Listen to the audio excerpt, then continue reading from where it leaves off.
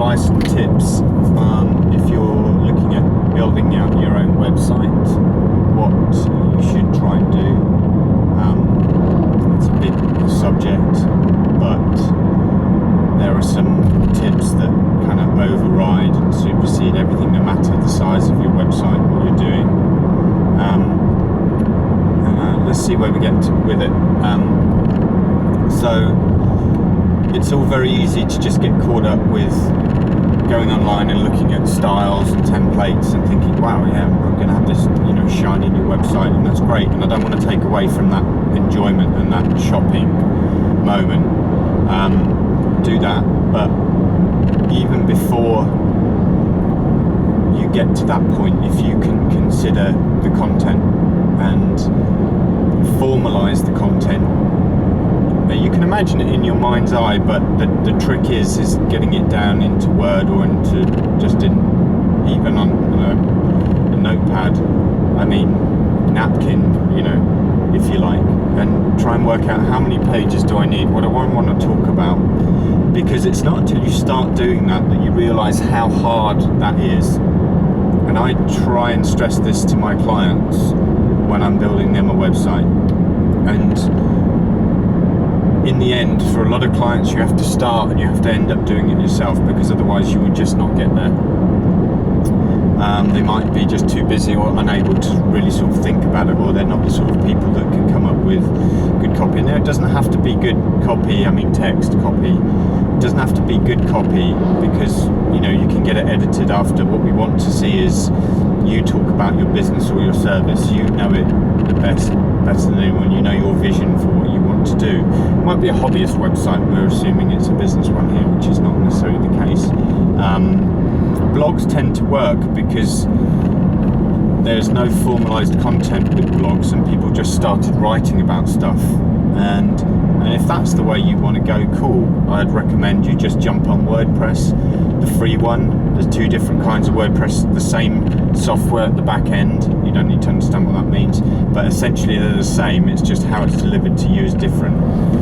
WordPress.com are the people that sell plans and stuff, but there is a free one that has your name.wordpress.com as the URL, and you can pay to get your domain name in there if you like, and then you can pay to get video and pay to get more and more features. It ends up being a relatively expensive way of doing it actually, but they take away a lot of pain, and that's not necessarily what I wanted to talk about. The other one is WordPress.org, where they provide you with the software, and a lot of hosting companies will allow you a one-click installer that gets you pretty much up and running, and that's a good route forward as well.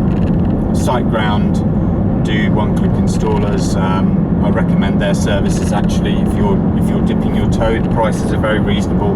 They have good support, and I encourage you to start up your website. Think about the content, think about menus that you might need or have.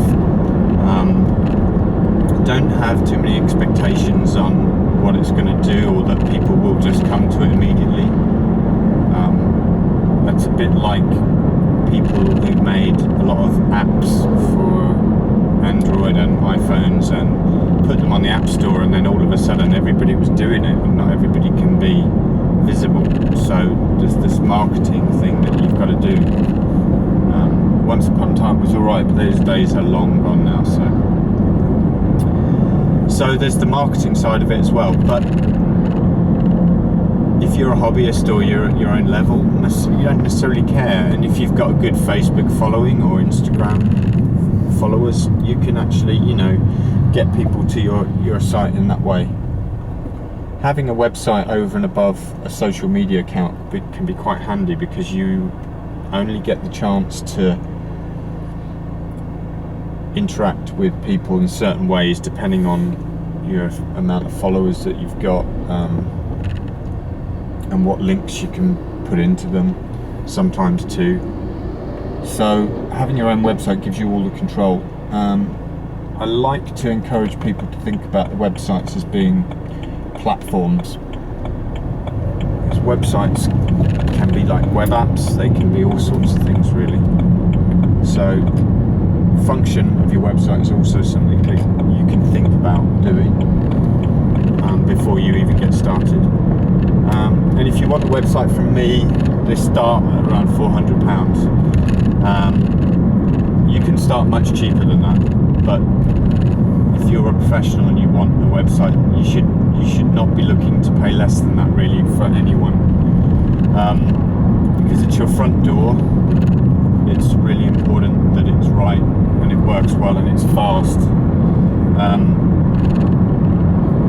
So formalising your content, then that's the one tip really that I want to talk about right now. I might do some more of these if this one is popular, this video. Please subscribe to me, it's really helpful, and you'll get to see other cool stuff like reviews and things. And yeah, I like vlogging, I like hearing your questions, so please do get in touch. I'd love to hear from you.